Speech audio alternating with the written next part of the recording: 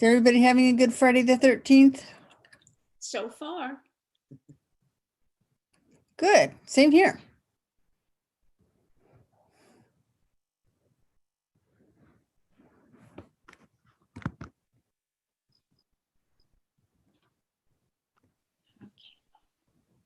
Don, I don't have to unmute when I offer the mandala, do I? No, I don't think so. As long as you're No. not, yeah, as long as you're not chanting along. Okay.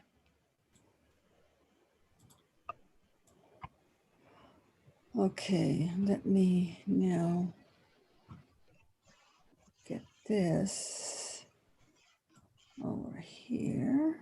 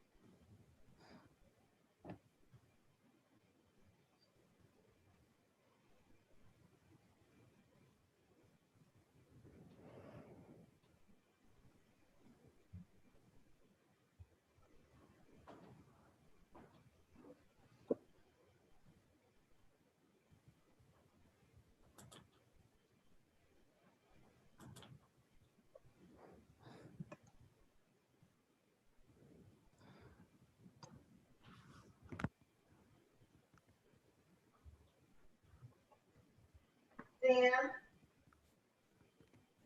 will you just lower that a little? I'm just gonna do it myself. I'm just gonna do it myself. Yes, I gotta just go a little closer. You can come and just kind of hide here if you want to help, just in case. But, yeah.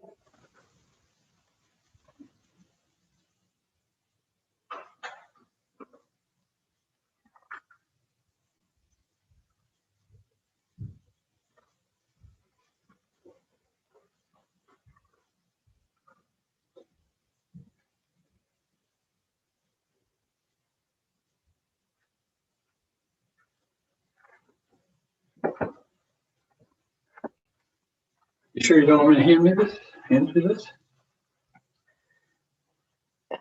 Because I need to be closer, Okay, that's fine. and so you won't be able to do that Okay, from there, but. well, I'll just watch you while you do it. Once you're done, I'll leave. Down.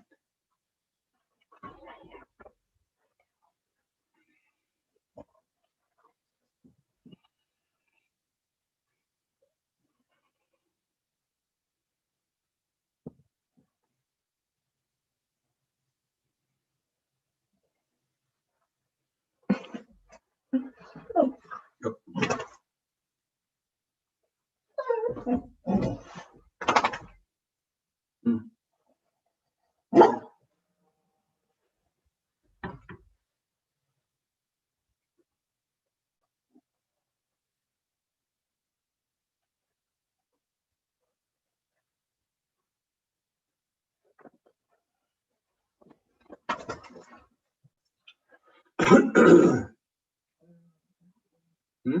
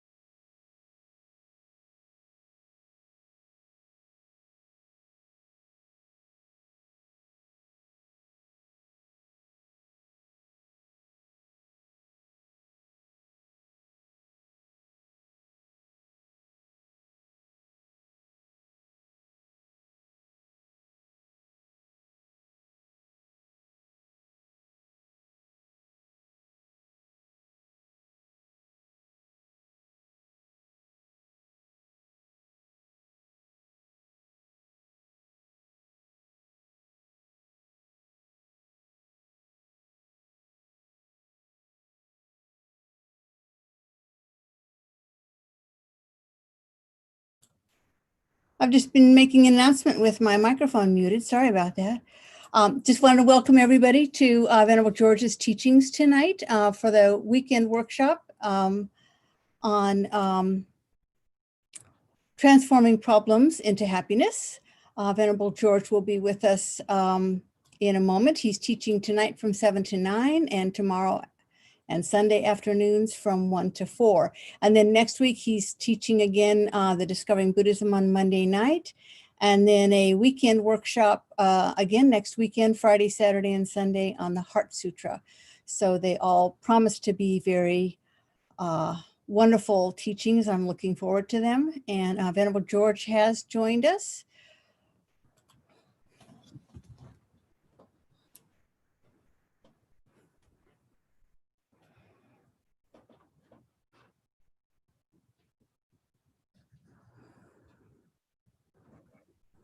Howdy. So you said they promise to be good, but they might not be good. Something like that. Well, value judgment on my part. That's probably right.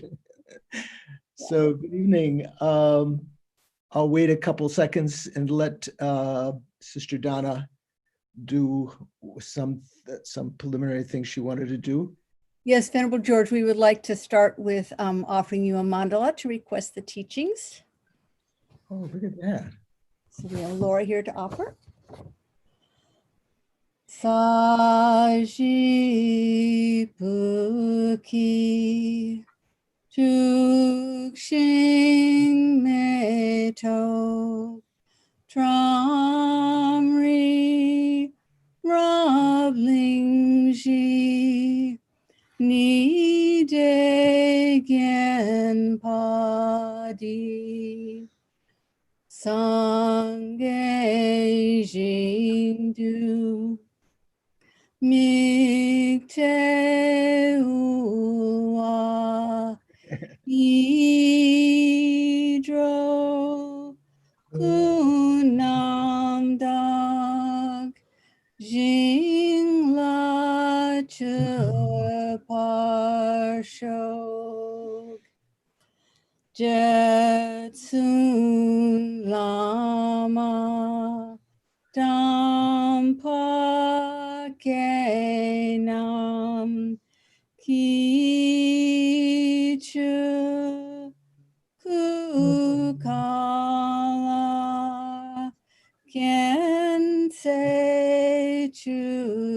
Tsim Tri Jitar Tsampe Du Je Tsim Ma La Jab Ge Chu Ki Jar Wa So Iram Guru Tayami.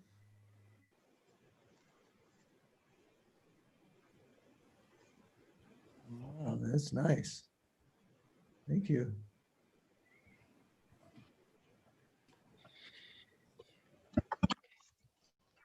Thank you.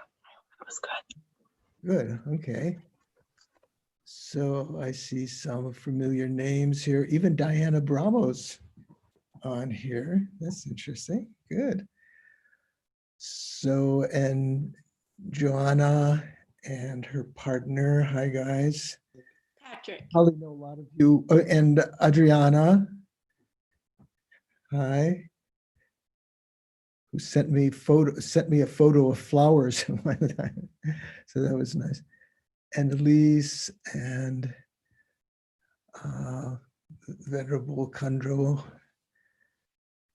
and David, and yeah, I don't know if I know, I probably would know some, the rest. And Laura, yeah, who offered the mandala. And Sandra, okay. So nice to be with you.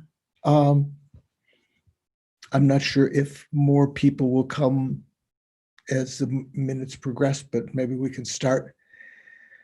So the Kadampa Center requested me to teach the 8 verses of Training the Mind, which is a text that perhaps many of you have already received teachings on, maybe many times. And Sister Donna told me that it was one of her favorite, or her most favorite texts, one of the first ones she received. It's quite fitting because it was composed on the subject matter of the training of the mind that was exemplified by Atisha and his followers, who were called the Kadampa Geshis.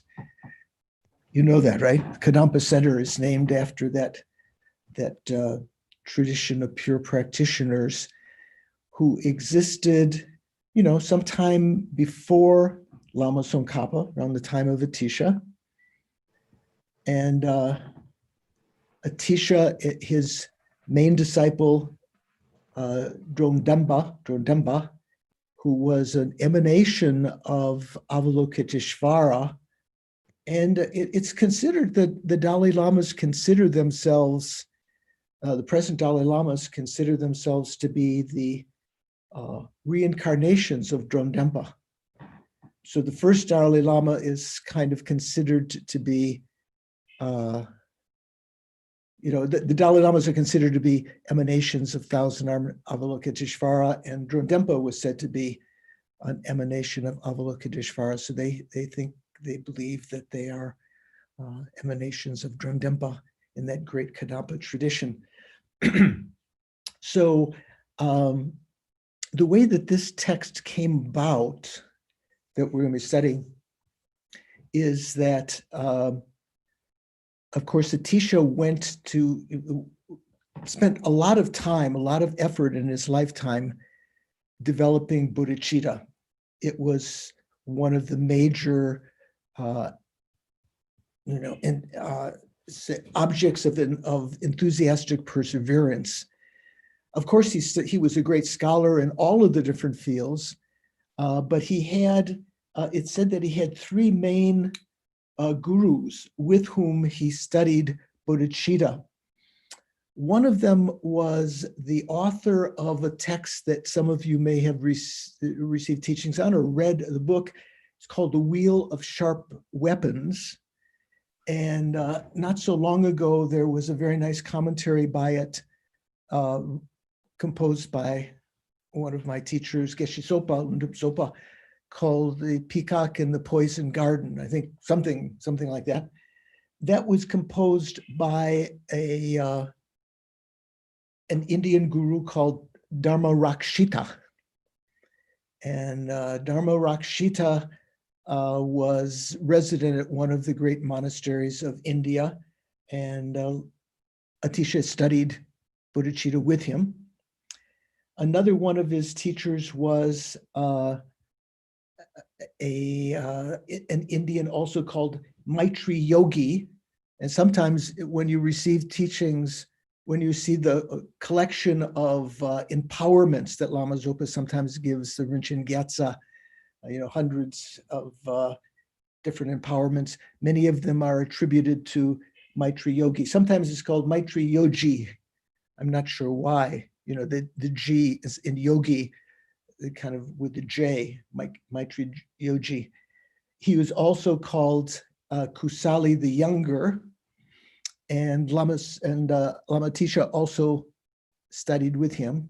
But his most important guru to develop bodhicitta was who was called Sudharma Dvipa, or in Tibetan, Serlingpa. Suvarna in Sanskrit means golden, right? Like Ser in Serlingpa.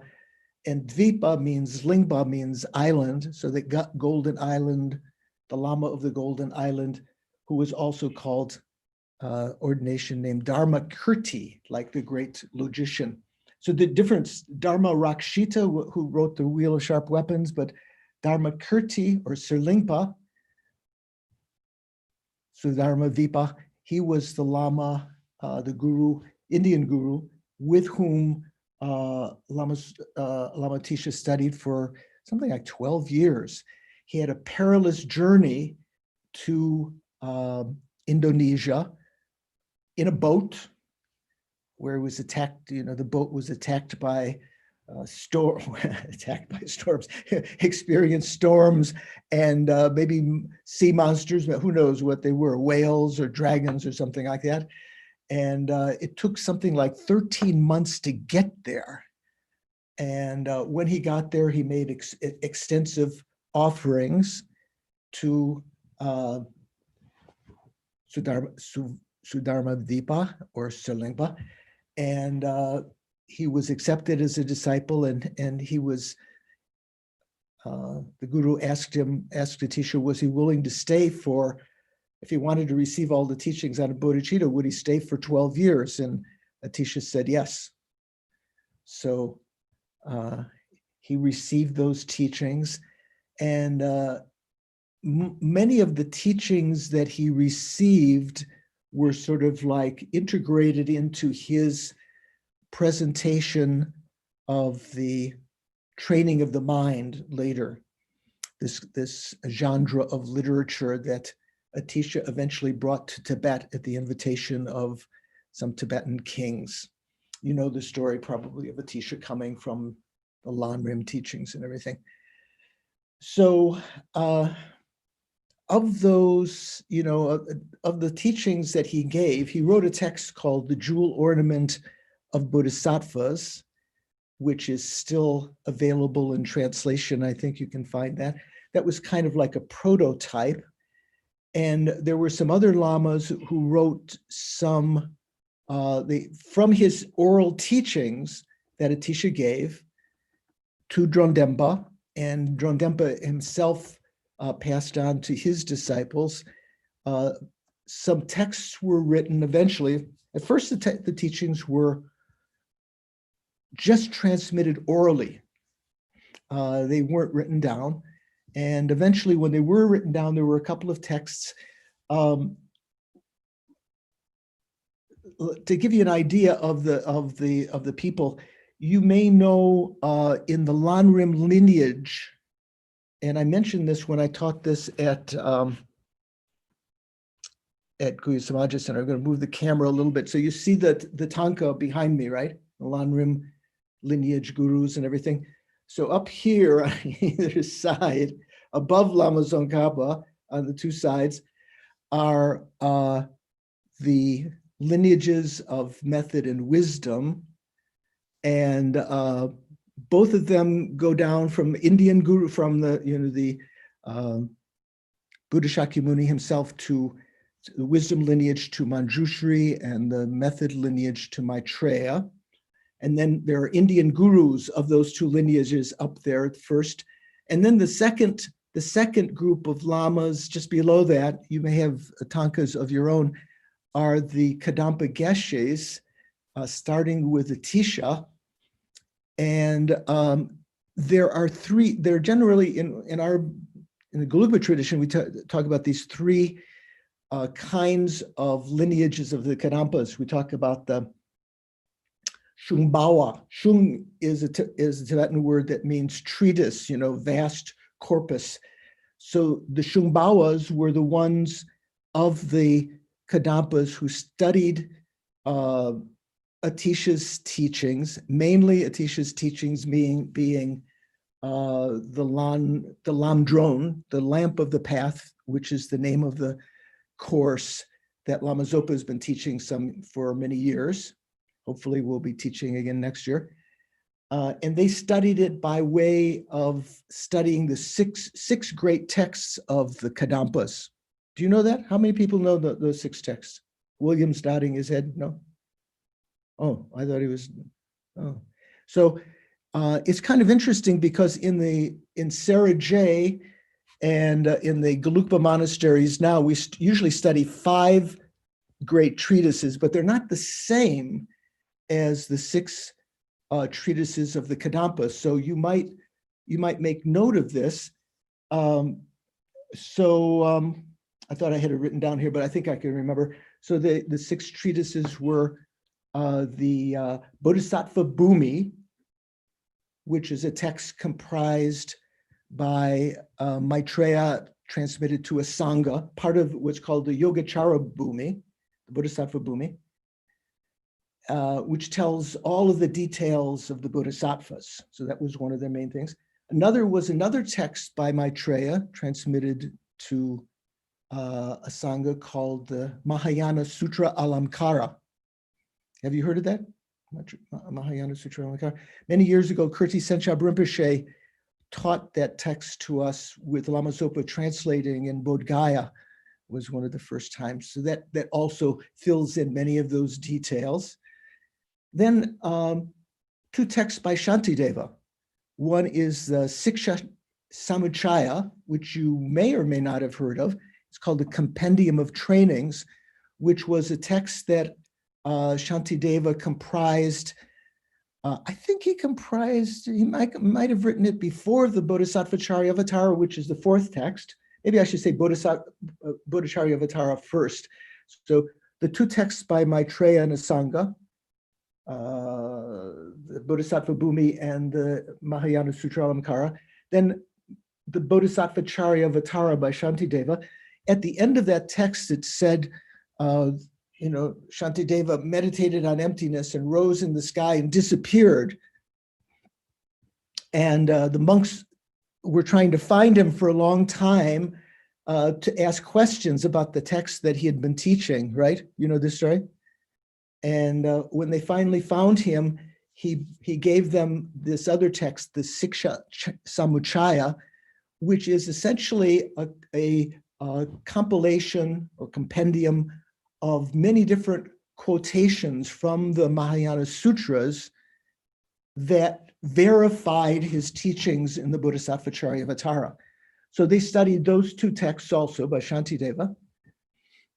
And then they studied the Jatakamala, the rosary of life stories of the Bodhisattva before he became Buddha Shakyamuni, which I was very, very inspired when I did 3-year retreat. Every day when I did the Guru Puja, when you get to the 7-limb puja, one of the 7 limbs is rejoicing. So I would always read one of those Jataka tales, the incredibly inspiring and rejoicing in the activities of the Buddha. And then the 6th text was the Udarana Varga, which is what sometimes is called I think Garasparam translated it and he called it the Mahayana Dharmapada. You know, have you heard of the Dharmapada? One of the famous Theravada texts that took short sayings from the Buddha's teachings and put them in various categories. And there was also, that's generally drawn from the Theravada sutras. And the Mahayana version of that were drawn from the Mahayana sutras. Many of the verses exactly the same, some a little bit different. And they would study that also. So it was like very tasty, these 6 texts that they studied. So of the 3 Kadampa lineages, the ones that were called the Shambhawa, the ones who were those who studied the great treatises, studied those 6 treatises, and of course other things, Prajnaparamita and other things, and Atisha's teachings. Then there were the Lamrimpas, who mainly studied Atisha's Lamdrun. They didn't study all of the detailed Indian treatises, but they studied the very detailed explanation of the stages to the path to enlightenment. You've heard of that before, right? The Lamrimpas. Lamrim means the stages of the path. And then there were the ones that were called the Mengakpas. Those who, Mengak is a word that means pith instruction, something that you receive from the guru. So those were they might be in a sense people who, the ones who studied the great treatises were the ones that either were more intelligent or might not have been more intelligent. They just liked things extensive. And the Lanrimpas were the ones who were sort of middling, perhaps in intelligence, or they could have been very intelligent, but they liked things, they didn't like to study all of those details. They liked to have things put into practice. And those who were the lineage of the pith instructions, the Mengakpas, they were the ones that might have been satisfied with just receiving teachings from their own guru, and maybe that teacher would ask them to study the Lan Rim or some of these other texts occasionally, but their main emphasis was receiving instruction from their teacher and putting that into practice. So of those, the main teacher of the great treatises, after Atisha, who passed his lineage on to Drondenpa, one of the heart disciples of Drondenpa was called Geshe Potawa. You might have heard of Geshe Potawa. Very, very great, in all the aspects. And he and another disciple are called the sun and the moon. The other disciple was called Langritamba, who was the author of the text we're going to be studying. So Langritamba received teachings on the training of the mind lineage from Atisha and Drondenpa. He and Potawa were the main 2 disciples of Drondenpa. And they helped to perpetuate the Kadampa tradition. So Langritamba wrote out this very short training of the mind text, essentially just eight verses.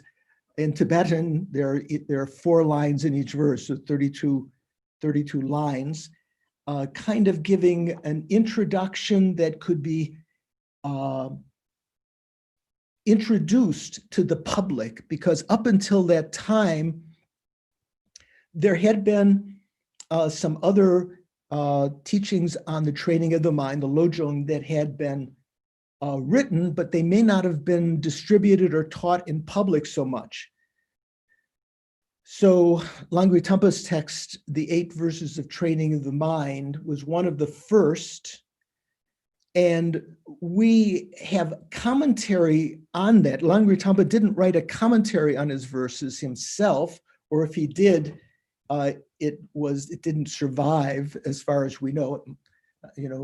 we don't have any text of it, but one of the first lamas who wrote a commentary on it was the lama who eventually wrote the 7-point training of the mind. Now, some of you know that text, right? That's more extensive lojong, or teaching of the mind training. So that Geshe was named, also Kadampa Geshe was called Geshe Chekawa. So Geshe Chekawa, before he wrote the 7-point training of the mind, he was very inspired by having teachings on the 8 verses. He received from one of his gurus teachings on the 8 verses. And he wanted to study with Langri Tangpa to find, to understand the meaning of those verses. But Langri Tangpa had already passed away at that time. So he went to see one of the lamas who had studied with Langri Tangpa and had received all of the lineage. And he came with the intention of asking him some questions, especially about one of the verses that talks about accepting the defeat and giving the victory to others. Do you know that verse? You know the one I'm talking about?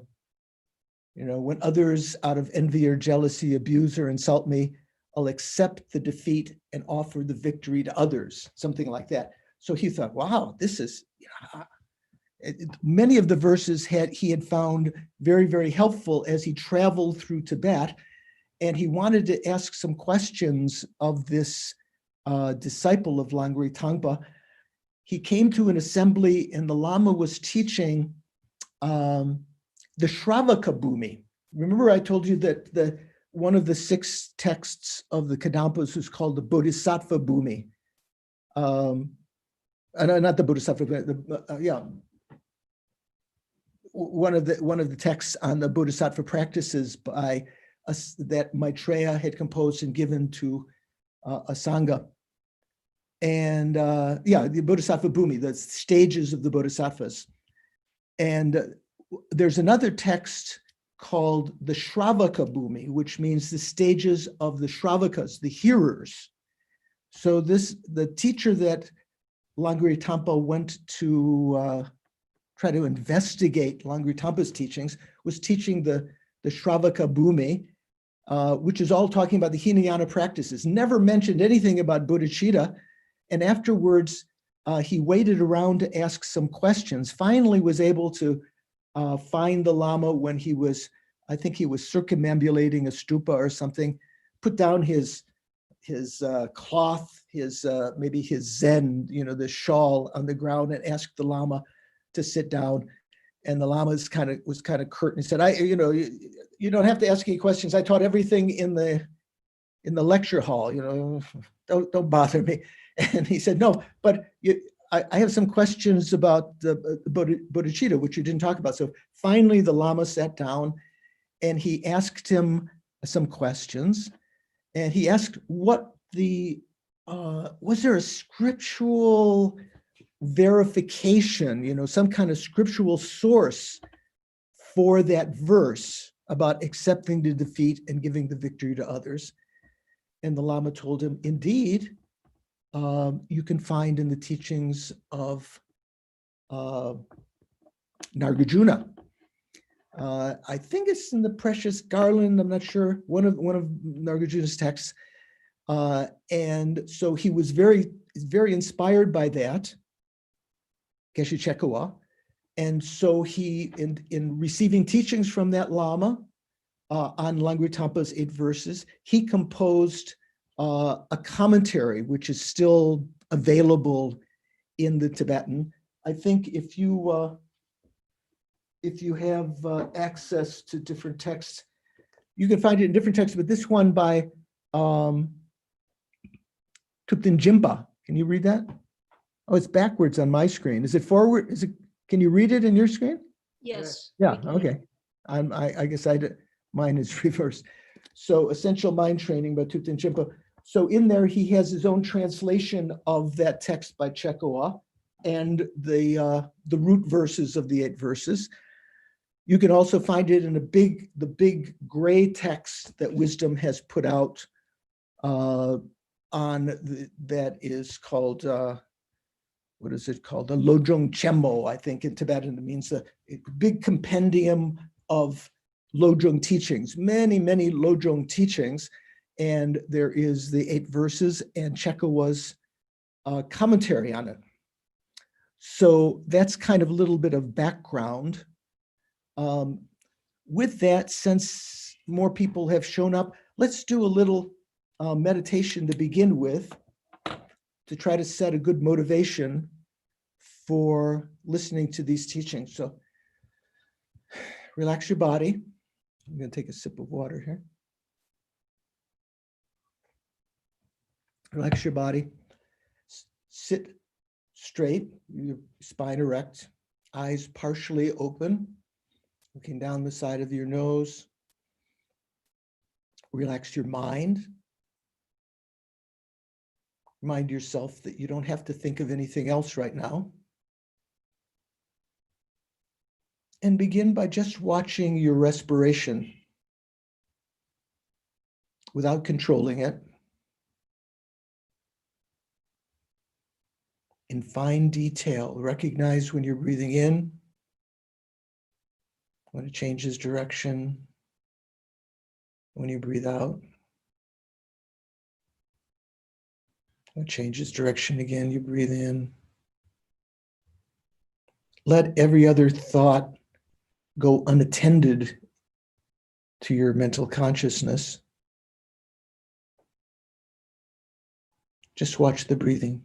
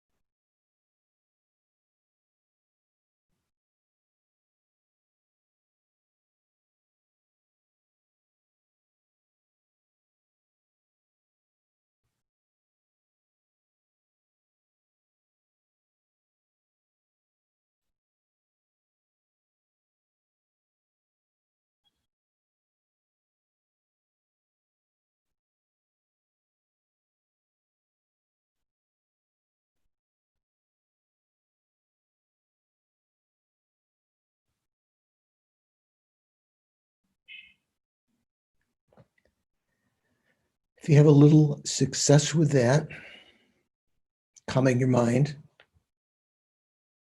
take your attention away from the breathing. You'll still breathe, of course, and place your attention, your mindfulness on the mental consciousness itself, that within which you're thinking, making plans, remembering, mentally making comments about what's happening to you, noting the pain in your body or whatever, thinking. And just watch the activity of your mind for a while.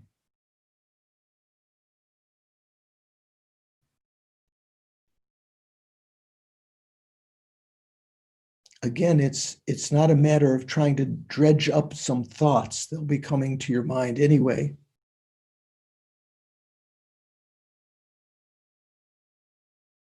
There might be images, different thoughts or appearances may occur to your mind due to karma ripening, due to just the sequence of events that you've taken part in today. When the mind is a little bit quiet, try to focus on that almost space-like sensation of the mind, not occupied, sort of devoid of thoughts. Try to hold that, elongate that until another thought comes.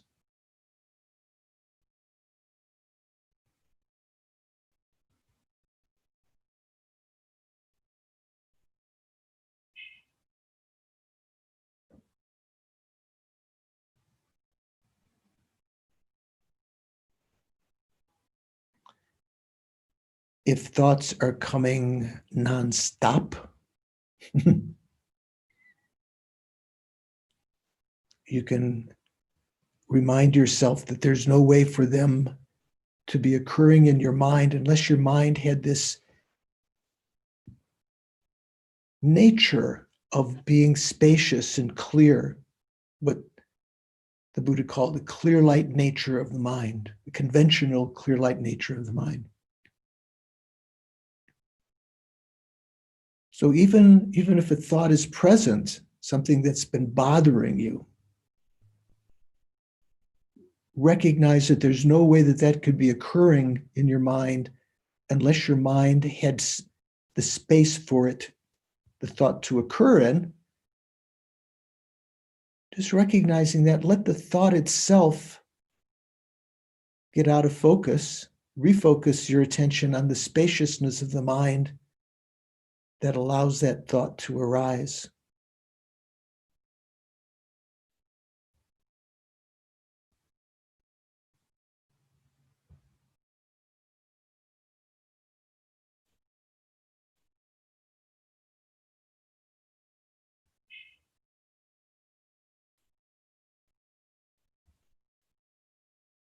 You have to be alert, even more alert than you were in watching the breathing.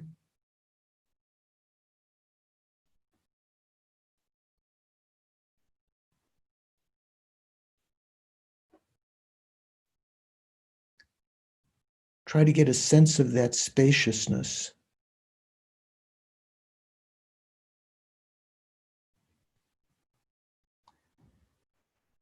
This nature of our mind, within which all of the thoughts and mental activities take place in, this clear light nature of the mind, is what His Holiness the Dalai Lama said we could call the conventional Buddha nature. Our Buddha nature. It's that within which we can develop all the good qualities, and sort of the laboratory within which we can learn to get rid of all the faulty states of mind.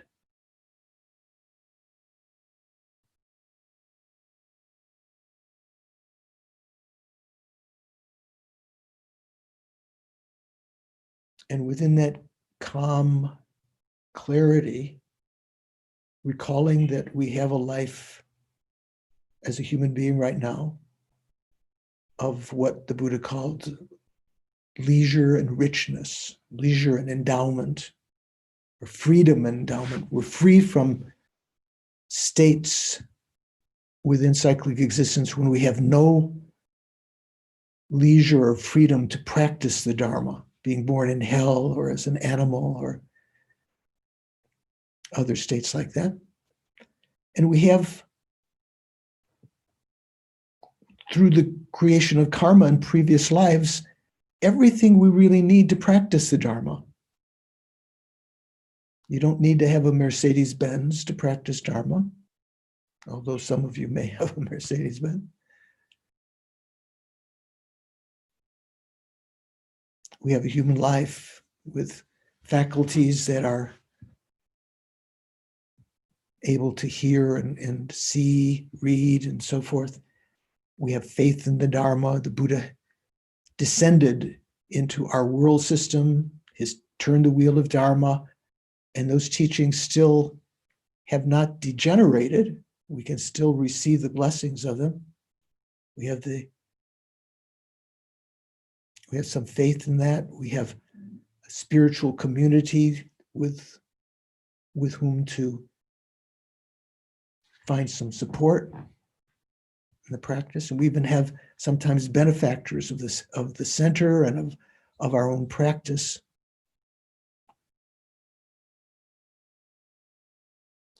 So to try to utilize this life of leisure and endowment this evening for the greatest purpose, think, I'm going to participate in the teaching tonight, talk tonight, and this weekend, not simply to accumulate knowledge or find a way to solve some temporary problem, although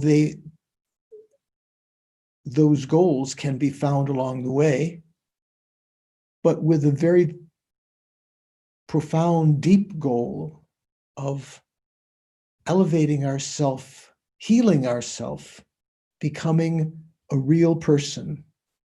A mensch is said in Yiddish, a real,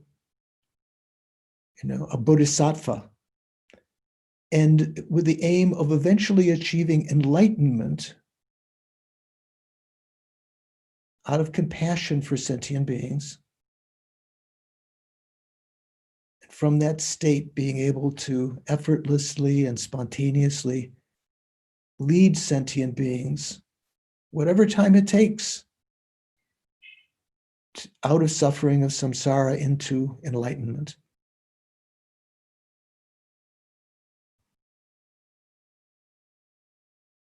So try to set a motivation thinking, I'm going to participate this evening in order to achieve enlightenment eventually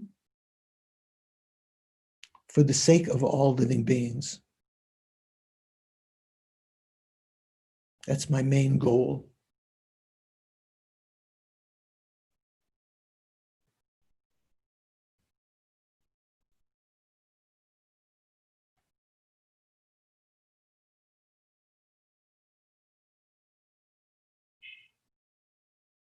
And myself as a speaker,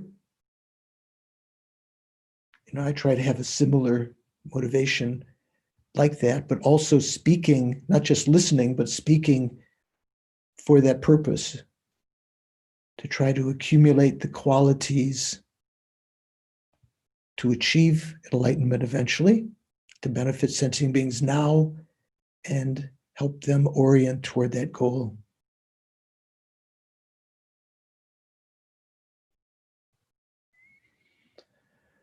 So then relax a little bit, bring your attention back to the present.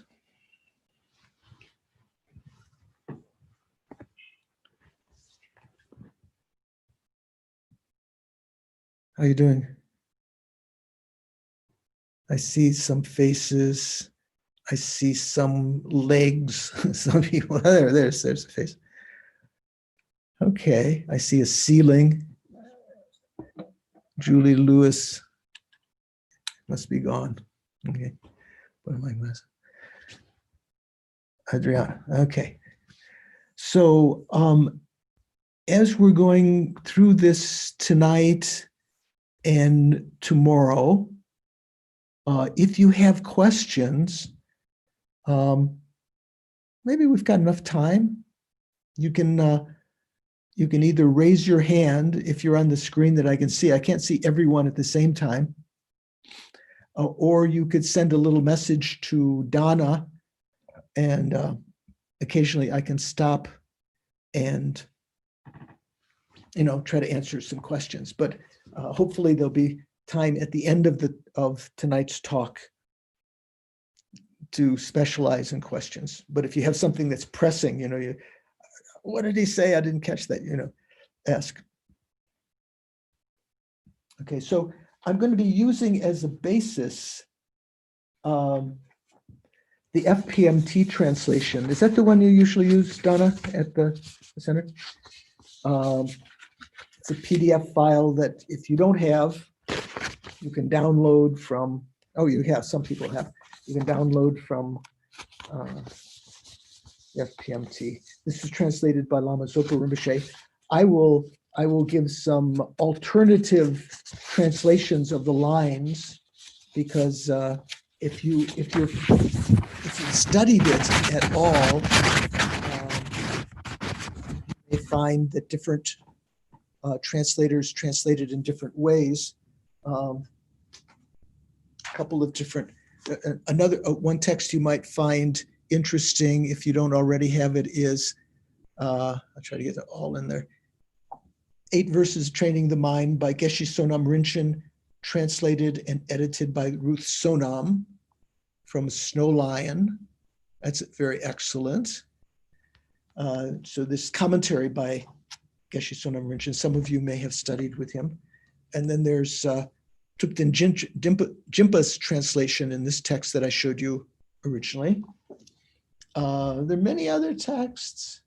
One that I particularly like is one that I'm not sure if it's still available. It used to be given out in Los Angeles when the Dalai Lama taught by Geshe Sultan Gyaltsen, who's passed away since then. He was one of the great disciples of Song Rinpoche, and he would always come, like the present teacher from New York City. What's his name? The Lama of Tibet House. You know what I mean? Donna, do you know who I'm talking about? They were monks earlier, and they gave up their ordination when they came to the West, but started Buddhist centers. So Sultan Gyaltsen's commentary in this book, Keys to Great Enlightenment. There's a commentary on the 37 practices of the Buddhist sons, of the Jinaputra, the conqueror's sons, and his translation and commentary on the 8 verses, which is quite nice in that text. So if you want to go into more detail, you can find that, or you can search on the web in the Wisdom Archives. Lama Yeshe gave commentary. I think Lama Zopa gave commentary. You can probably find commentaries by the Dalai Lama on YouTube. Sometimes when His Holiness teaches, if he teaches other subjects, he often will teach the 8 verses of training the mind because it's brief enough to give an oral transmission of and a little bit of an understanding of in a short time, rather than teaching the Bodhisattva Charyavatara, which is much, much more lengthy and so forth, okay?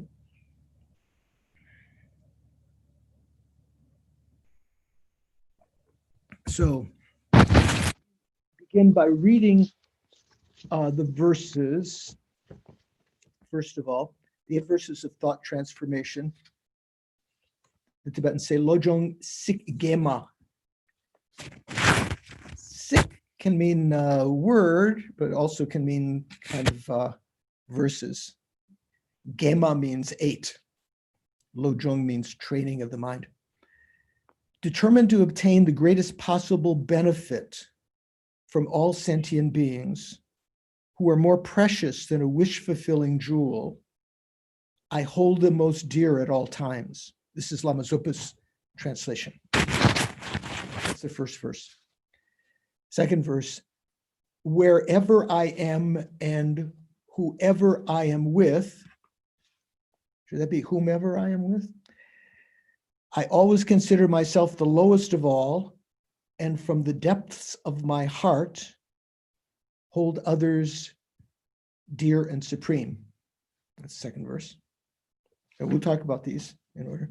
Third verse, in all actions, I examine my mental continuum,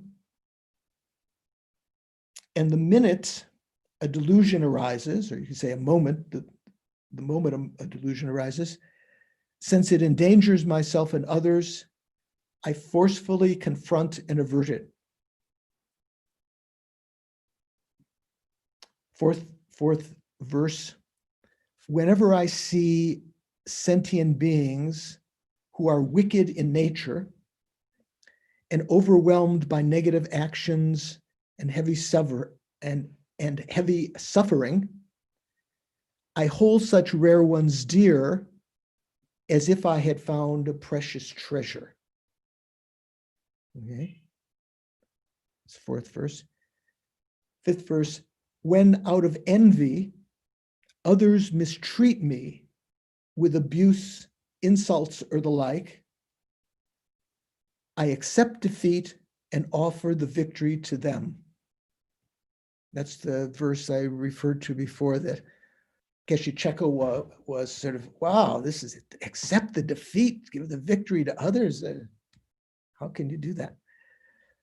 And then the sixth verse, when someone whom I have benefited and in whom I have great hope gives me terrible harm, I regard them as my virtuous friend. That means you're almost like your guru. And seventh verse, in short, both directly and indirectly, I offer every happiness and benefit to all my mothers. I secretly take upon myself all their harms and sufferings. That's the seventh verse. And then the culmination, the eighth verse, also, I do not defile all these practices. Maybe you could say any of these practices. Also, I do not defile all these practices by the stains of the superstitions of the 8 worldly concerns, and by knowing all phenomena to be illusory, without trusting them, I am freed from bondage. So Rinpoche, the colophon says, this rendition of Kadampa Geshe Langri Tangpa's 8 verses of thought transformation was translated by Lama Sopa Rinpoche in a text called The Ever-Flowing Nectar of Bodhicitta that was published by FPMT in 2008.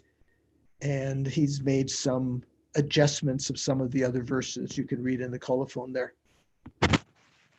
So that's sort of the basis of what we're going to be talking about.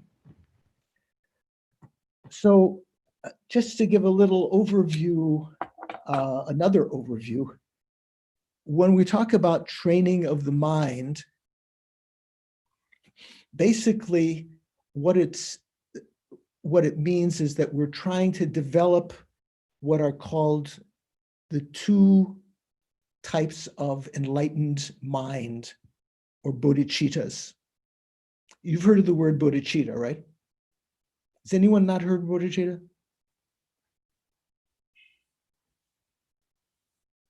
I can't see everyone's face.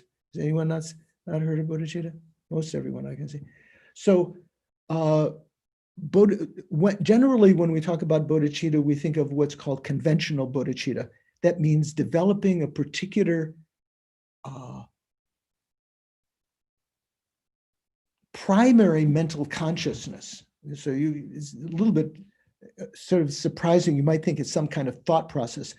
It's a state of mind that you develop in your mental consciousness, in your primary mental consciousness, which has been nurtured by great compassion for sentient beings, feeling their suffering, feeling an allegiance and an affection for them, wanting them to be free of that suffering, and having analyzed and recognized the only way that you can really lead everyone out of their suffering and into happiness is for you yourself to become enlightened, to become a Buddha. Of course, you can become a doctor, you can become a teacher, you can become the SPC at Kadampa Center. you can be a doctor or whatever, and help sentient beings immensely with bodhicitta motivation. But any kind of thing that you do for sentient beings will be somewhat limited by your realization, where you can orient in them. You may be able to give them advice for this lifetime or even give them advice about the Dharma, but unless you understand and have realized the state of enlightenment, you can't really lead sentient beings skillfully out of their suffering over whatever number of lives it takes. That's called conventional bodhicitta.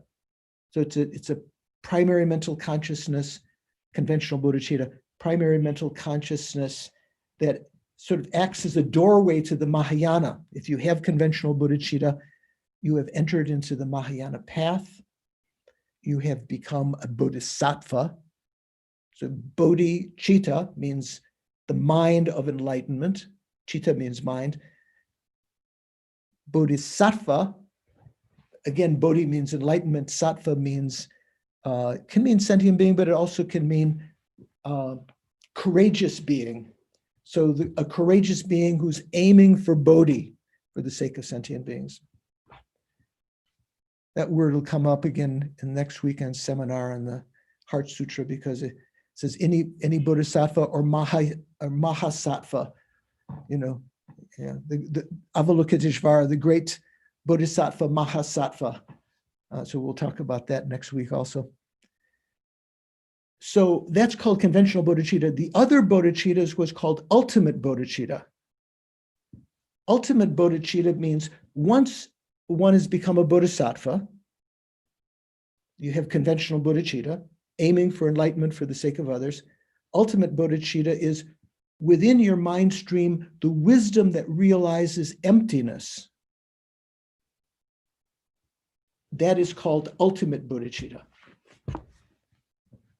Ultimate bodhicitta is not a name that's given to the wisdom of emptiness of the Hinayana practitioners, the hearers or solitary realizers, because they don't have bodhicitta, conventional bodhicitta, in their mind stream. They have a very special mind of renunciation, wishing definitely to get out of cyclic existence for themselves, for their own welfare. So their realization of emptiness is not called ultimate bodhicitta. It's only the realization of emptiness within the mind stream of a person who's developed conventional bodhicitta. That's called, that realization of emptiness is called ultimate bodhicitta. Okay, so say conventional bodhicitta, so the method side, ultimate bodhicitta, the wisdom side, those are the two main aims of training the mind.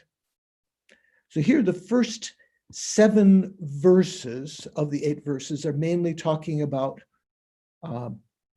working to develop bodhicitta and the various methods that are used dealing with particular problematic situations, how to really put that into practice. And the 8th verse is talking about ultimate bodhicitta, although, kind of inferred also by the first verses, but the 8th verse is the one that's talking about ultimate bodhicitta. So, first verse here. Determined to obtain the greatest possible benefit from all sentient beings, is how Lama Zopa Rinpoche has, who are more precious than a wish-fulfilling jewel. I hold them most dear at all times. So let me give an alternative translation of this, because all of the Tibetan texts have the first line. It doesn't say from all sentient beings. It actually says, in Tibetan, it says Dagi Semchen Tamche La, which means for all sentient beings. Although there may be some texts that have the ablative, what do you call it? Particle from for all sentient beings. This is, I'd say, this is, instead of saying from all sentient beings, the text actually says for all sentient beings. So an alternative way of understanding this is with a responsibility here Lama Zopa says determined, or you could say the word sampa here in the Tibetan text, thinking, you could say thinking to obtain the highest benefit for sentient beings. And Lama Zopa Rinpoche's translation says, who are more precious than a wish-fulfilling jewel? So the actual text is ambiguous here. We'll see from the commentary in a second, almost looks like it's referring to sentient beings.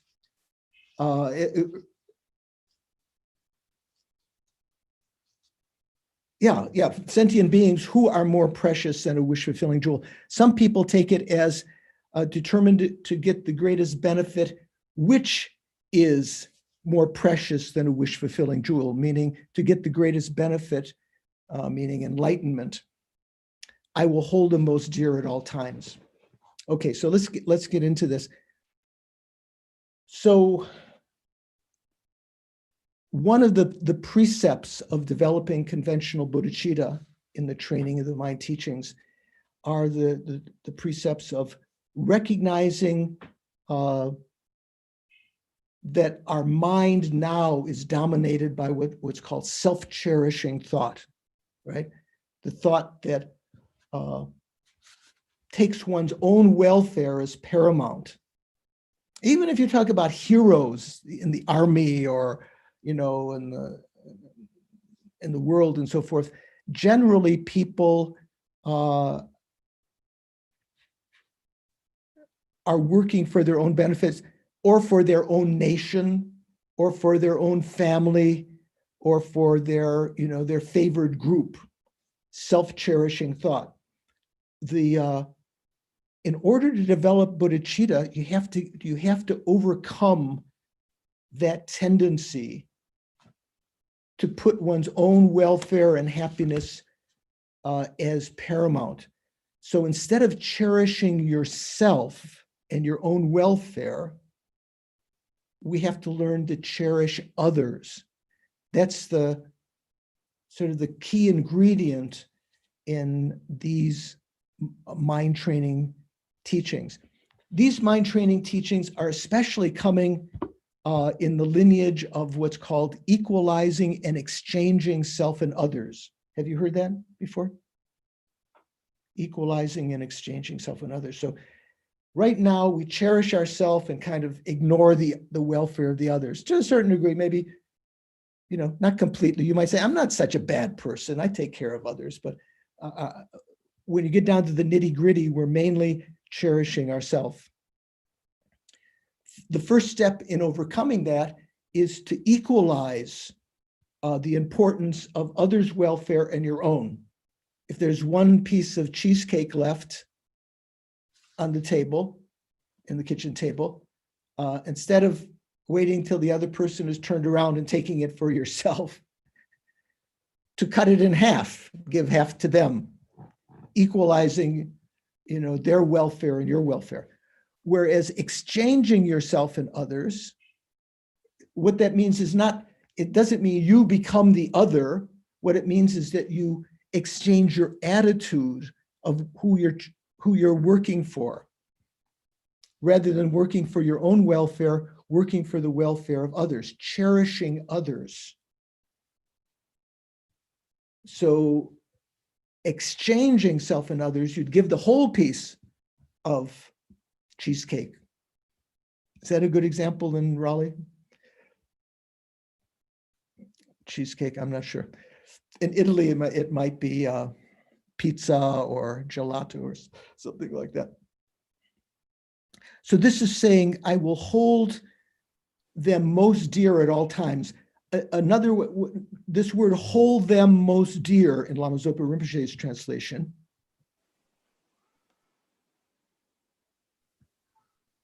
Venerable George, Yes. I'm sorry to interrupt. No, it's good. Good. Hold on, I'm gonna close the door.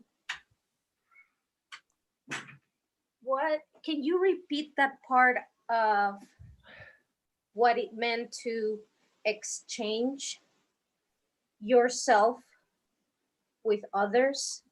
Right. It's just, it just, I think I got something. So I just want to have a very clear understanding of what you meant by that.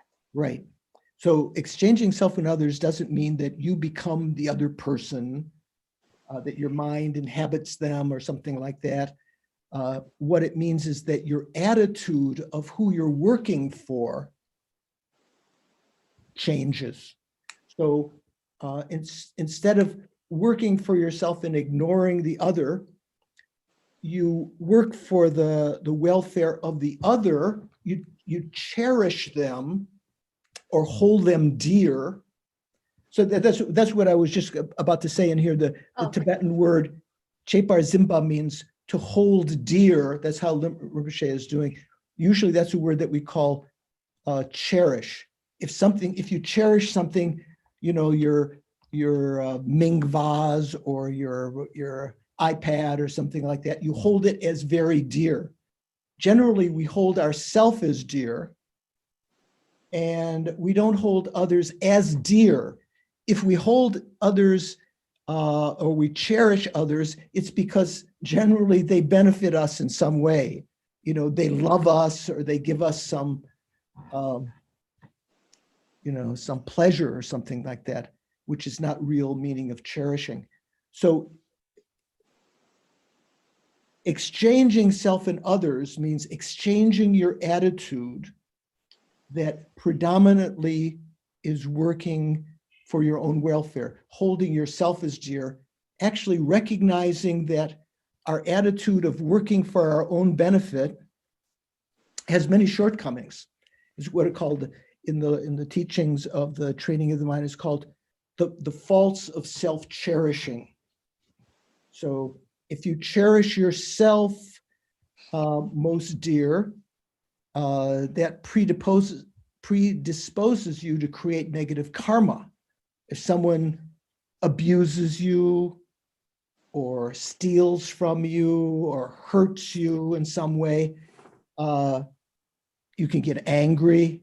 If you don't get what you want, attachment rises, maybe jealousy rises.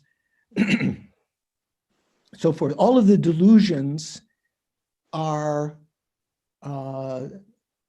sort of the cooperative condition that causes all of the delusions to easily arise is a self-cherishing thought. Okay. So remember, you've all heard of what's called self-grasping, right? When we talk about emptiness. Donna, do you know what self-grasping is? You've got your speaker off, huh? You know what I'm saying? You can nod if you want. Yeah, okay, you know what self-grasping. So self-grasping is the fundamental ignorance that perceives a self-identity. And as a result of that, the delusions can rise. But what causes them to arise more quickly is as a result of self-grasping, believing in a self-identity that doesn't really exist, like an inherently existent I, a self. As a result of that, and through familiarity with that mind over numberless lifetimes in the past, we tend to take care of this imagined self. That second mind, this attitude of self-cherishing, is the one that we're dealing with here. First of all, it's not talking about the eliminating the ignorance that grasps to a self of persons. Now, some of you, this may be new, new material. Some of you, you've heard this so many times over the years. You might wonder why I'm mentioning it again, but to deal with whatever number of people there are, 31 people or something here. So I'm one of them. So there's 30 of you. Have to explain some of these things again. So when we talk about I will hold them most dear at all times, you could say, I will cherish them. I will always cherish them. Taktu means always. Chepa zimpa means cherish or hold dear. This Tibetan verse actually ends with the word lap, that means I will train. I will train to do that. Lama Zopa is translated in a way that he prefers. It just says, I will hold them. The verse actually says, I will hold, I will train to cherish all sentient beings who exceed or excel the wish-fulfilling jewel with a thought to achieve their highest welfare. That's kind of what it's saying. So what does that mean? You know what a wish-fulfilling jewel is? Have you heard of that before? Anyone who doesn't say? No. You don't know? So wish-fulfilling jewel is kind of like the Indian equivalent of an Aladdin's lamp.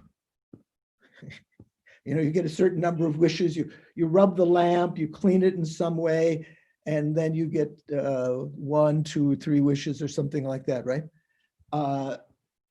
In Indian mythology, and Buddhism believes not just a myth, that there exists a kind of stone that is generally only very, very rare, first of all, and sometimes is something that the universal monarchs have possession of. You've heard of the Chakravartin kings, very special people who've created incredible karma in the past.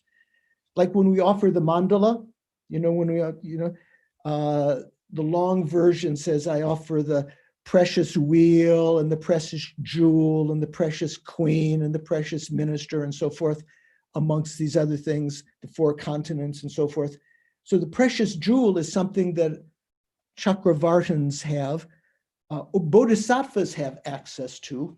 And with that kind of stone, by cleaning it, taking the dirt off of it and with scented water and so forth, cleaning it, putting it on the top of a banner, on a pole high in the air, and making prayers, kind of like the Aladdin's lamp. You can, it will bring about your wishes now.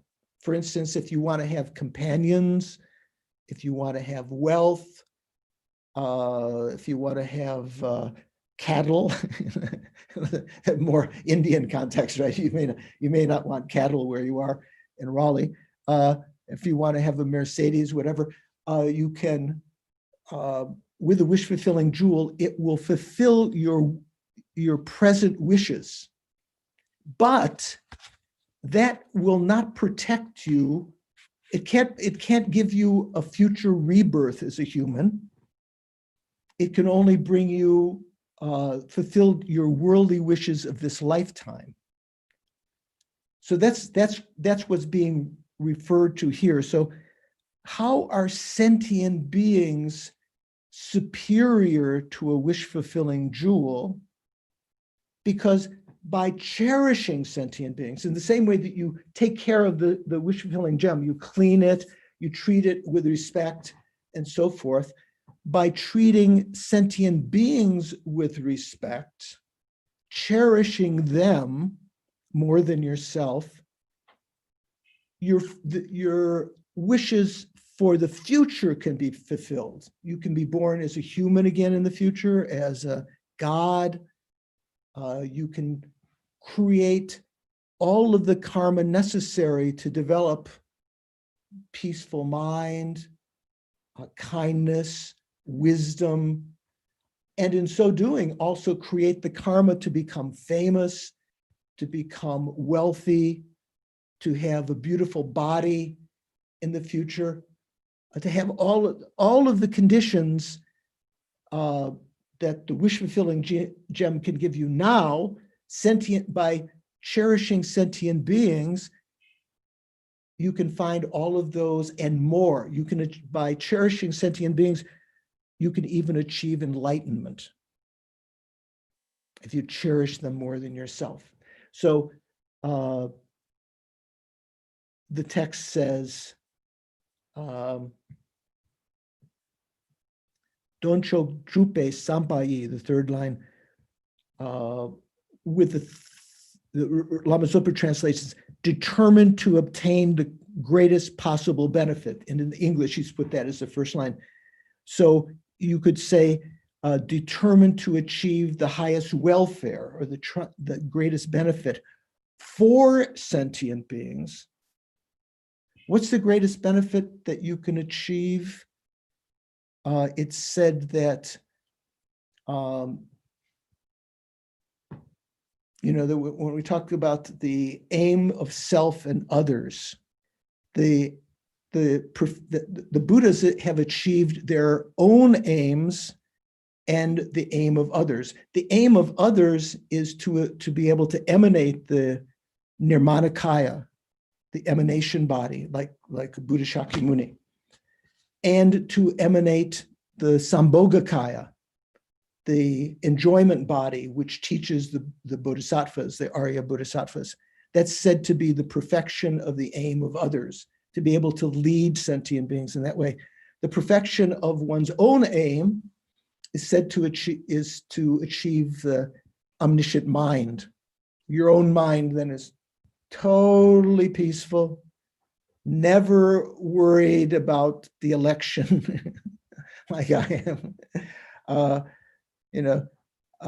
So that we say the Buddha's achieved his own aim, ultimate aim, the Dharmakaya, the wisdom body of the Buddha, and he has achieved the physical bodies of the Buddha, the Nirmanakaya and Sambhogakaya. So in order to achieve the greatest aim for sentient beings, that would mean to achieve enlightenment and the ability to emanate these bodies, for sentient beings who excel the wish-fulfilling gem, for the reason I mentioned, they excel the wish, they're greater or more special, more perfect than the wish-fulfilling gem, because by depending upon sentient beings, you can achieve the welfare of future lifetimes and create the karma even this lifetime to be liked and loved, to heal yourself, but in the future to achieve all of the stages of the path to achieve enlightenment for their welfare. So I will hold them always, I will cherish them at all times. So the Tibetan word here, taktu means I will always or at all times hold them dear. This is another way of saying cherish them. So the word Lama Zopa translates as determined is the Tibetan word sampa, which can mean thinking. It can also mean, like when we develop bodhicitta, the stages of developing bodhicitta. There's one particular mind that comes just before bodhicitta called the exceptional resolve, laksam. Have you heard of that? Laksam. His Holiness the Dalai Lama, over the years, has begun to translate that as universal responsibility. It's kind of like a thought that greater than compassion, I myself must become Buddha in order to achieve the welfare of sentient beings. So that's how I take the word here, like responsible, to achieve the greatest welfare for all sentient beings who themselves excel even the wish-fulfilling gem. I will hold them most dear. So the connection between the sentient beings excelling the wish-fulfilling gem and holding them dear or cherishing them is that in the same way, if you cherish the wish-fulfilling gem, it will fulfill your present needs. By cherishing sentient beings, oh, that's Adriana's daughter. By cherishing sentient beings, holding them more dear than yourself, you can achieve your own welfare and the welfare of sentient beings. So I'd like to experiment sometime. If you understand, if you've read some commentaries, you might like to change the wording a little bit to see, without destroying the authenticity of the verses, to see what sort of is more fertile for your mind, what brings about, some transformation of your mind. I've recited these 8 verses. I might have missed 1 day or 2 days since 1974, but like Thubten Jinpa in his book, he mentions since he's received the teachings on this, he's recited every day. And so it's something that I say either right at the beginning of the morning or just before I say the mantras and visualization of Chenrezig, of Avalokiteshvara, the Buddha of compassion. So you might find if you haven't already done so, in receiving these, this transmission, these talks about the 8 verses, you might like to recite every day. And when you receive more teachings, if you again receive teachings on it, they will become richer. It's like the same way when the monks at the monastery, when they're young, they will first memorize the root text of some great treatise, like the Abhidharma Kosha, or the text on Abhidharma, or the little verses that are almost impenetrable, just a bunch of words together. When they receive commentary on that, first of all, memorizing the words is like building a stone wall, I think. There's something that you can call on. You can always go back and having memorized it, you can always call them to mind. Receiving the commentary is like putting the mortar between the stones or between the bricks. And by reciting the words, because of that, because of having received teachings on it, you also remember the meaning, the deeper meaning of that. And sometimes different meanings, associated with it at different times. So I would recommend, if you have a chance, to memorize these verses and say them every day.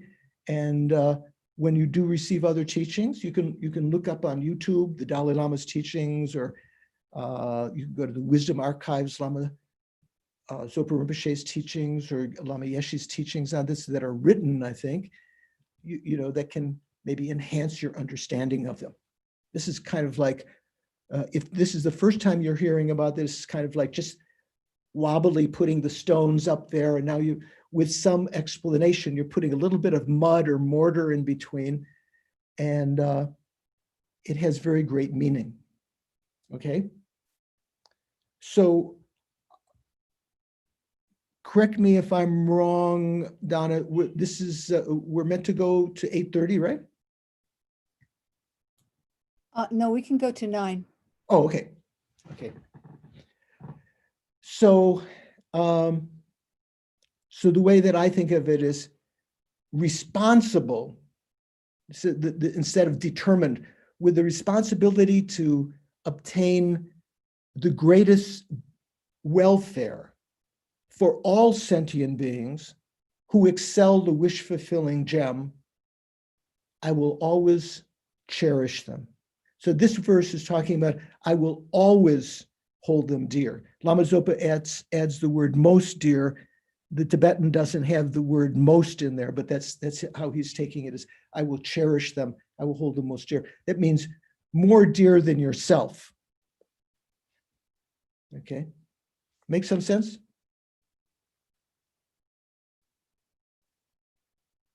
Who's that? Someone moved their hand in front of the camera. Susan, that means yes, or that means no?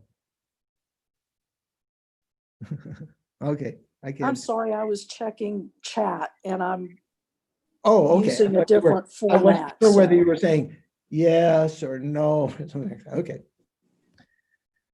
All right.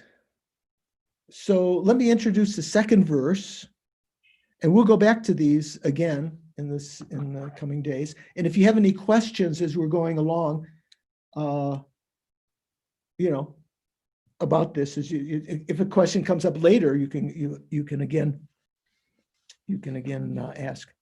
So second verse says, Lama Zopa's translation, wherever I am and whoever I am with. What is it grammatically? It should be whomever I am with. Yeah. I always consider myself the lowest of all, and from the depths of my heart, hold others dear and supreme. So now it adds this other word, supreme, not just or better than me. So here, in various commentaries, there are different reasons that are given for this. Generally, these verses, after the first one, generally we're talking about setting up the idea of cherishing others more than oneself. And implicit in that, from the first verse, is also seeing the defects of cherishing myself, cherishing others all the time, holding them as dear. So now, in trying to practice in that way, when you meet various people, some of them can be problematic for that. So there are different situations. So this one is talking about the possibility of having developed this attitude. One of the big problems is dealing with people that you might feel superior to. Like, say, for instance, a person on the street who's begging. In India, it's very, very common if you've gone to India. I suppose, I'm not sure in Raleigh if do you find people begging on the streets? Do you have the people that want to wash your windshield still, or is that the old days? No? Someone saying yes, someone saying no. So you might feel superior to people, and even, like, say, in giving to them, you might like toss some coins to them, or like treat them in a disrespectful way. So this is one of the greatest initial kinds of shortcomings to develop pride in your practice, so that you feel yourself superior to others. So this one is saying, wherever I am and whomever I am with, I would say I will always consider myself to be the lowest of all, and sincerely, another way of saying from the depths of my heart, hold others, cherish others as supreme. So this is not saying just cherish them. Lama Zopa says hold others dear and supreme.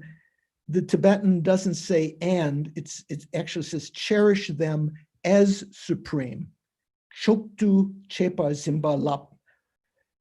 So what that means is always to analyze when you deal with other people, if you're in a group of people, to see that even if your mind might initially think that they don't have as much education as you, they're not as wealthy as you, they don't come from the same high class. I don't know, so, maybe they, nowadays it's a very big prejudice against people, right? They're of a different class or of a different race, or somehow inferior to you. Here, in whatever way you might consider yourself to be superior, to turn that around and to cherish others as supreme, that they have qualities that you may not recognize, but certainly they have been your mother in previous lifetimes. They have been your best friend numberless times, and to consider them as just like the way that we would consider our mom or our grandma when they're in a difficult situation, we would hold them as superior to ourselves. If a person comes on the bus, you have the nice seat. We consider it a noble person who would give up their own seat for the others, sort of considering that other person to be more important than themselves, supreme. Cherish others as supreme. Let me read you some other translations of this verse that some of the other authors have had. So this is from Geshe Sonam Rinpoche's translation. Whenever I am in the company of others, so Rinpoche says, wherever I am and whomever I am with,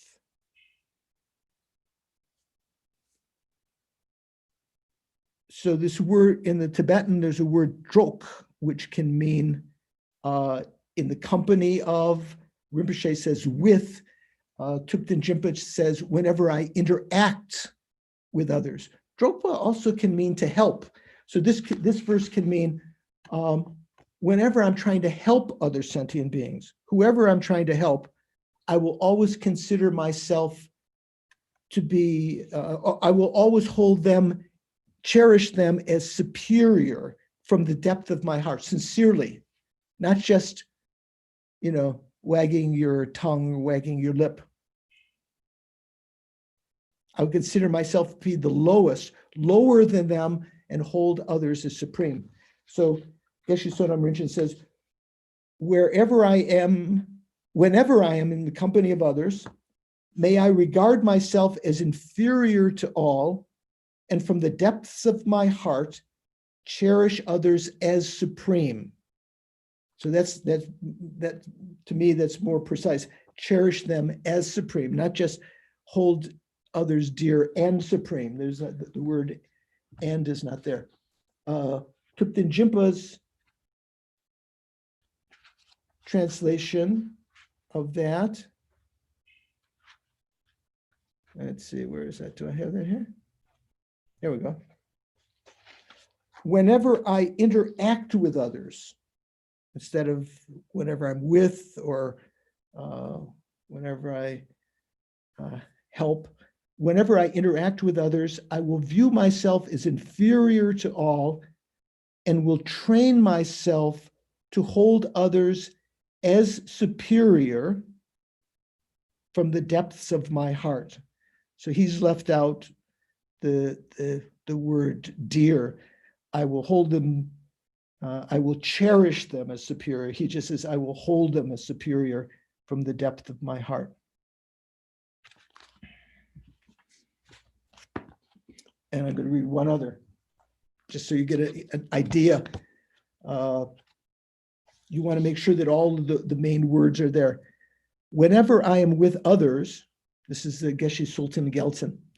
Whenever I am with others, there's that interact in the company of whatever, I will practice seeing myself as the lowest of all, and from the very depth of my heart, I will respectfully hold others as supreme.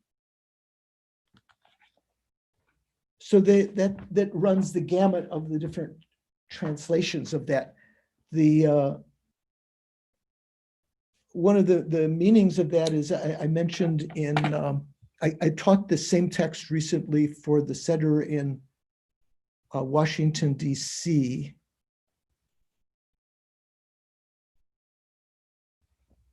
And was it there? Can't remember. I think I taught it there. So there's a saying in Tibet. Oh no, I think I taught in no, I taught in Singapore before Washington. I taught the 37 practices in Washington a couple of weeks ago. So there's an expression in Tibetan. In the springtime, the first grass grows, the first sprouts come in the bottom of the valley. And as the summer progresses, they start to grow along the sides of the mountains, where it's a little bit cooler, right? When the first thing grows at the lowest depths where it's warmer. But the grass never grows on the snowy peaks. Have you heard that verse before? I don't see anyone saying it. So the kind of gist of that is that realizations first will grow in a mind which is humble.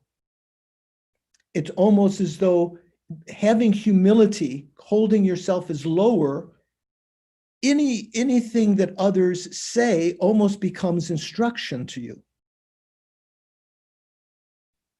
And so realizations grow more quickly in your mind. If you hold yourself as high and you're listening to Lama Zopa or someone and you think, oh, they made a grammatical mistake, or they're slurring their words, or I know more than them, or they're Tibetan and I'm this and that, Very difficult for that, the blessings and understanding to enter your heart and for realizations to grow. So just like the grass grows first in the lowest areas, and over time it may grow on the sides of the hills. So if you have a little bit of pride, it takes longer for those realizations to grow, but it never grows on the snowy ice peaks of the mountains. So to the person who's very, very proud, although they may become adept in the words, philosophy, they become famous and so forth, debating, but it doesn't necessarily move their mind. So the whole point of practicing this is to try to bring about some transformation of your mind. That's why we call it thought transformation, or training of the mind, training of the thought. Lo Zhong. Lo can mean different things. Can mean intellect. It can mean attitude, like Rang Chenzingi Lo, the self-cherishing. It's not called self-cherishing thought. It's called Lama Yeshe used to say it's kind of like an attitude. It's not an actual thought. So transforming your attitude. That's the whole purpose of this kind of practice, to bring about a transformation of yourself, to become a better person, to become more noble.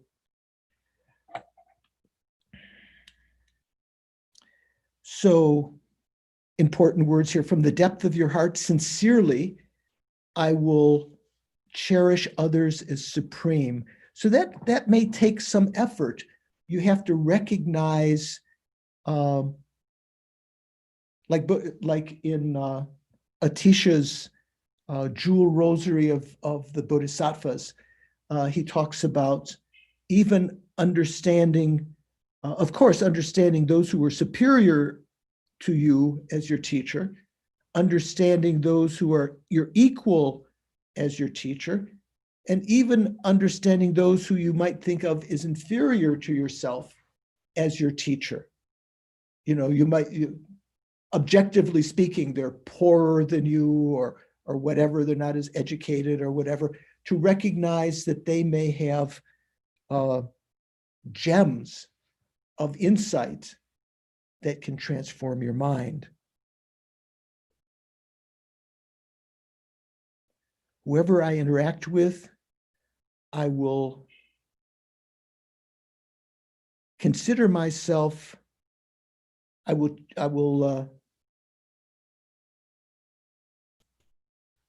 Dakni kunle mentashing. I will view myself as inferior to all, and I will cherish others as supreme. So the word cherish is still here. The first verse was talking about cherishing others as more important than yourself. Now it's cherishing them as superior to yourself in whatever way that your mind might have an obstacle to, because of your pride. Does that make some sense? Venerable George, we had a question Yeah. up in chat. The question is, why would anyone want any other goal than bodhicitta, like a solitary realizer? Is it that they have not been introduced, never heard of the Mahayana path? That could be one of the reasons, but also the Buddha recognized that people have different imprints from previous lives. They have different aspirations and likings. So he did teach during his lifetime what was most famous, of course, was the obvious teachings to the hearers and solitary realizers, how to achieve nirvana, when you talk about the Hinayana path, right? Or today is called the Theravada teachings. So the Buddha taught in the Prajnaparamita Sutras, the sutras, his discourses on the perfection of wisdom, he said, any of my disciples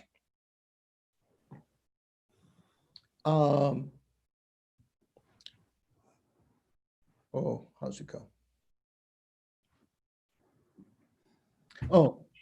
Those of my disciples who are intelligent could investigate and should follow my Mahayana teachings.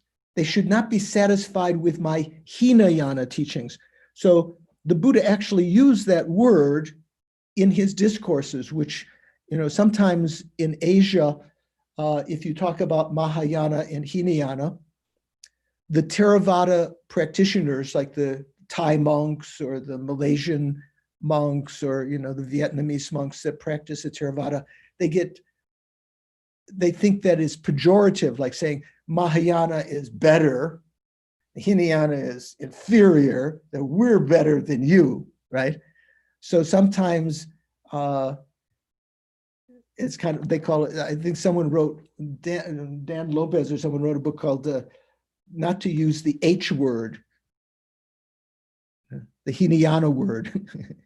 Like we talk about the different kinds of words you're not supposed to use, right? That are somehow pejorative. So, but the Buddha himself said that. He said that those who are intelligent shouldn't be satisfied with simply my teachings of the lesser vehicle. The Hinayana was a teaching system, like a vehicle that gets you to a destination, right? We said the Hinayana. Hina means lesser or inferior. Yana means vehicle. I don't know, like cart or car or rocket or whatever. So he called his teachings to achieve nirvana his lesser vehicle, because it brought an individual to the lesser goal, not to full enlightenment, but just to nirvana. And it also is a small vehicle, lesser vehicle, because it only brings yourself to that goal. Whereas his Mahayana, the great vehicle, takes you to the great destination of enlightenment and takes everyone along with you, because in achieving that, you will constantly work for them continuously in the future, effortlessly, spontaneously, perfectly, to bring sentient beings eventually to that same goal, to get them out of cyclic existence into full enlightenment. But the Buddha did know, it's known that his obvious proclamation at the time, the main thing that was continued for such a long time, that Western civilization first became aware of, was his Theravada teachings, the Hinayana teachings. That's what is renowned in the sutras, or as in the Pali language, they say suttas, that the Buddha taught in the Pali canon to how to achieve nirvana, how to get out of cyclic existence. And we ourselves have to train in that also. In the Prajnaparamita Sutras, the Perfection of Wisdom Sutras, it says the Bodhisattvas should know the Hinayana path, should practice the Hinayana path, but not bring it to culmination. That means they shouldn't aim to achieve that liberation. They should train in it. They should know all of the teachings, like in the Lan Rim, that means the teachings of the person of initial scope and the person of intermediate scope. We have to train in those, but we're not training in them in order to achieve nirvana, but to recognize the shortcomings of cyclic existence so that we can develop even greater compassion for sentient beings. Even the rich and famous are suffering. You know, right now we might think, oh, certain people are suffering, the people who are disenfranchised, you know, that don't have the same benefits, that are being what's the word, discriminated from. William, you have a question? Yes, I Okay. have a question about this thing because Hinayana or Mahayana both achieve nirvana or enlightenment. But once you help yourself, you help others. So I think it's very academic just to distinguish the two. Oh, well, If you're Hinayana, if you achieve enlightenment, Hinayana doesn't achieve enlightenment. Hinayana doesn't achieve enlightenment. The goal and the result of practicing the Hinayana path and actualizing it is to achieve nirvana. Nirvana is a state of mind where you have you've realized the non-existence of the self, the way that the mind grasps to it, which is the main progenitor of all of our delusions. Once you've realized selflessness, that's the main realization of the Hinayana path. And the motivation of the Hinayana path to realize that is to get out of samsara yourself.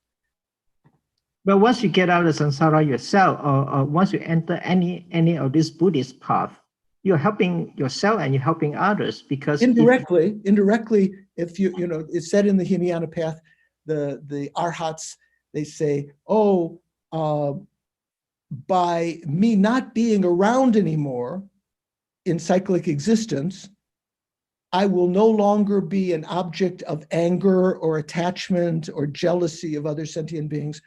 So I benefit them indirectly. And during your life, as you're giving teachings, of course, you benefit sentient beings. But once you enter into that state, it's like being in a deep concentration on selflessness for eons. And so you don't interact with other living beings during that time. The Buddha said that there is a higher goal than nirvana, the Hinayana goal of liberation, moksha, or nirvana, and that is what's called bodhi, enlightenment, like the Buddha himself. Now, in the Hinayana teachings, one of their thoughts is that it's the rare individual, super rare, who achieves enlightenment, who becomes a bodhisattva and aims for enlightenment. In fact, they refer to the Buddha as the bodhisattva, meaning it's so rare, once every, billion years, someone has this great aspiration to give up their own nirvana, to escape from samsara for oneself, and to continue taking rebirth again and again and again in cyclic existence, maybe for countless eons, for the welfare of others. Generally, that is from the Hinayana point of view, that's a super exceptional individual. Most people will just achieve nirvana. Okay. From the Mahayana point of view, even the individuals who achieve nirvana, once they've achieved that state, they're no longer out of their own karma and delusion. They're no longer born in cyclic existence. They will remain in that meditative state on selflessness for eons, but eventually they will be awakened by the force of the omniscient Buddhas, and they will be reminded that they haven't eliminated all of the faults of the mind. They've eliminated what's called self-grasping, the ignorance that mainly impels us into cyclic existence, but they haven't developed a special kind of compassion, what's called Maha Karuna, great compassion. They have a kind of great compassion because they understand the suffering of all sentient beings. They understand all the kinds of suffering, whether it be suffering of suffering, changeable suffering, all pervasive suffering. So in their tenets, they call that great compassion, but they don't have the Mahayana great compassion, which takes the responsibility that I myself, it's not just enough to feel compassion. Oh, poor things, I wish they were out. Mahayana great compassion means taking the responsibility, which is what I called before, His Holiness calls the universal responsibility, to eliminate the suffering of all sentient beings and forego one's own achievement of nirvana, working, even if it takes eons, to achieve enlightenment and within that state, you yourself have greater qualities than a Hinayana Arhat, the person who has achieved nirvana. You have a mind which is omniscient, that knows all phenomena of the past, present, and future. You know the minds of all sentient beings in detail. You know all the paths that can lead them out of their present state into higher states. There's even in the Buddha's, the qualities of the Bodhisattvas is called the knower of paths that lead everywhere. So they know how an individual in the hell realms can be led to, to get higher and higher and then be born as a human and train them and so forth. Even if it takes eons, to be able to do that effortlessly without having to think about it, how can I best, what's his name? I have to put my glasses on. How can I best help William? Maybe I can do this. One knows with omniscient mind exactly what, how to manifest, how to teach, how to lead them out of that. So there's a big difference between the goal of the Hinayana and the goal of the Mahayana. In the Hinayana path, it generally is not recognized that the individual, the person who achieves nirvana, that kind of person is called an arhat, right? Have you heard that? Arhat. So it's generally not recognized that the arhat will be awakened after some time and be told that they have to re-enter cyclic existence and develop bodhicitta to achieve enlightenment. But that's the presentation of the Buddha's teachings in the Mahayana. So when the Buddha was alive 2,500 years ago, he generally taught what was most famous was the Hinayana path. But to certain individuals who were of higher intelligence, he taught the Bodhisattva path. And he taught the Mahayana sutras. And some of those sutras, some of the Hinayana disciples were present. Not all of them, not the general disciples, but like the really cream of, the creme de la creme. Like Shariputra is there sometimes, and Mahamoggallana. They would listen, but they even ask questions, like in the Heart Sutra next weekend. Shariputra asks, who does he ask? Maitreya, I guess. Chenrezig, the Bodhisattva Avalokiteshvara. He asks the Bodhisattva Mahasattva Avalokiteshvara, how did the Bodhisattvas train in the perfection of wisdom? Because Shariputra, practitioner of the Hinayana, Buddha's disciple, one of his main two disciples, his main goal was to achieve nirvana, and he was considered to be the foremost in wisdom. The Buddha would say, Dana, you're the foremost in leading pujas, and Adriana, you're the foremost in flower arranging, or William, you're the foremost in whatever, He would tell what their special qualities were. And Shariputra was known as the foremost of the Buddhist Hinayana disciples in wisdom. So when he heard about the perfection of wisdom of the Bodhisattva path, he asks Avalokiteshvara, who's a Bodhisattva, how did the Bodhisattvas practice their perfection of wisdom?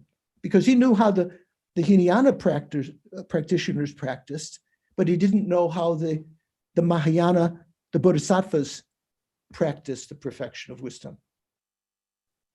And yet we benefit a lot from a lot of the Sariputra's teaching, and Of course, we benefit a lot, but we don't benefit as much as if they had achieved enlightenment, and with that enlightened mind, omniscient mind, were omnipresent all the time, knew exactly when and how to nudge us, sometimes giving explicit teachings. Sometimes the omniscient mind appears as our neighbor, and jacking up the car to fix the wheel, and the car falls on us, and just at the right time for us to develop compassion or something,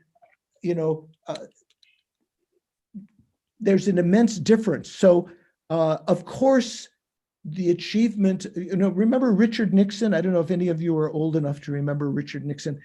When Susie is real. So and Barbara. So when Nixon left in disgrace, he was kind of kicked out. He resigned or something. He said, he told the reporters, now you don't have me to kick around anymore, right? Now you don't have me to kick around. So it's kind of like that. The Hinayana, that's one of the things that they say, one of the benefits is that the Hinayana practitioner who achieves arhatship, nirvana, is not there in the world any longer as an irritant to other sentient beings because he's escaped into nirvana. He or she doesn't have the cherishing mind, the bodhicitta that would impel them to take rebirth in cyclic existence again and again for the welfare of others. So it's not my interpretation. This is what the Buddha himself explained in the Mahayana Sutras. So if you just read the Theravada Sutras in the Pali Canon, you won't encounter that thought, because the Buddha taught, when he taught the Hinayana practitioners, he was teaching how to escape from samsara, because that's a big achievement. And indeed, if people escape from that, they find, a freedom. They find real Dharma happiness, right? But they don't find. They will eventually be awakened from that, and they will eventually achieve enlightenment according to the Mahayana teachings. Okay. Well, George, there's another question. If Yeah. you want to go ahead, Barbara.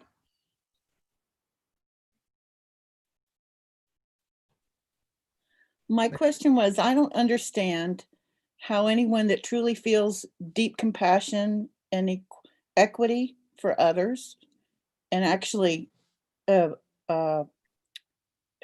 endears them as a teacher, as everyone as a teacher and higher and more deserves great compassion. How anyone that reaches that and escapes samsara is in a nirvana, how can they not feel compelled to come back to help others that are still in samsara? So no, from the start, a person who practices the the Theravada path, Hinayana path, what's called the Shravakayana or the Pratika Buddhayana. There's two varieties, one slightly sharper intellect than the other. Their main goal from the beginning, even from the teachings of the Buddha, is the Four Noble Truths. He said, when they first came to him in Deer Park, he came and he taught the 5 disciples who had meditated with him for 6 years, in ascetic practice. Right. He first said, this is suffering. It sort of pointed to his body, meaning, being a sentient being. He was referring to all compounded pervasive suffering, that simply still having within your continuum ignorance that grasps to inherent existence of oneself and other phenomena. This will inevitably, this is inferior. This is an inferior state. This is not real happiness. Anything that you encounter now, fame and fortune and It's not beauty and wealth and so forth, it's not real happiness. It's impermanent, very impermanent. It's very impermanent. It's not satisfying, because it's not satisfying in the sense that no matter how much chocolate you eat, you'll never be satiated so that you never want chocolate again. That's when we say, it's not satisfying. You might say, oh, it's satisfying. I was satisfied. I've had enough to eat. I don't want any more. But tomorrow you'll want more. And the day after that, in the next life, and the numberless lives in the future, while you're in samsara, you'll still want more. You want more love. You want more money. You want more fame. You want more possessions. You want more power. So the Buddha taught individuals who had that particular, even today, we see individuals, kind of hard to say politically, but almost you get the feeling that there's certain individuals who mainly want to have their own wealth, their own happiness, and the others who are not as well off, they can fend for themselves. Mhm. Whereas there's another frame of mind, individuals who might think, oh, that's unjust, those who have so much wealth should give something back and help the others. And there's a big fight politically, liberals and conservatives and this sort of thing. So I think it's reflected in that way. There are different states of aspiration that have been built up over numberless lives that put you into a certain predisposition to be attracted to the Hinayana path, and other individuals who have a predisposition to be attracted to the Mahayana path. Generally, when you enter into the Hinayana path, it means you've developed spontaneous renunciation of cyclic existence. You see it as faulty, you want to get out of it, and you've developed a strong motivation to achieve nirvana. Whereas in the Mahayana, the motivating factor is not renunciation alone, it's bodhicitta. I must achieve, out of compassion for sentient beings, I must achieve enlightenment rather than nirvana to be able to bring about their welfare. So it's just 9 o'clock now. This is the time Donna said we should finish. So let's stop here. We're going to start again tomorrow at 1. Right, Donna? And let's do just a short dedication. Sit comfortably like we did at the beginning. William's fired up. Relax your mind, relax your body. And recognize that this evening we've created, in listening to the teachings with a virtuous motivation, thinking about the teachings, maybe analyzing them, and having good questions, we've created some virtuous imprints in our mind that, left unattended, if not destroyed by anger or some other factor, will bring about some happiness within cyclic existence. Virtuous karma. So think, due to these merits, may, in whatever way they ripen, may they always be a cause of my continual spiritual evolution, spiritual development, year by year, life by life, up to and including my achievement of enlightenment, out of my concern, compassion for sentient beings. Due to these merits, may I quickly become a fully awakened, enlightened Buddha, from which state I can effortlessly and spontaneously, perfectly benefit all sentient beings.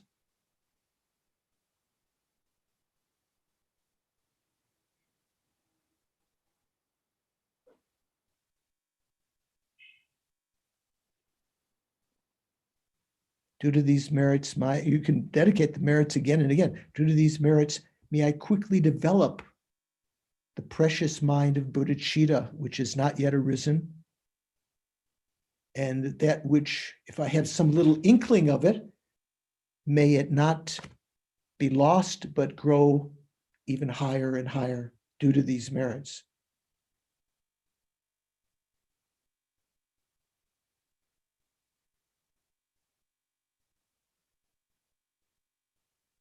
So giving up any thought that the merits we've created are going to be, mundane importance to us, bring some mundane happiness to ourselves, dedicating them to others. So thank you very much. See you tomorrow. If those of you who have the energy, a couple of people dropped out. See, there's 27. And Donna, if there are some questions that you get on the chat, if it's easy to put in an email, you can send me and I'll have them, I'll think about questions, the answers to them. All So right. see you tomorrow. Thank you, Venerable George. Wonderful night. Thank you very much. Thank you. Thank you very much. Thank you, Venerable Thank you, George. Venerable George. Bye. Thank Good night. you. Thank you. Have a good night. Thank you so much.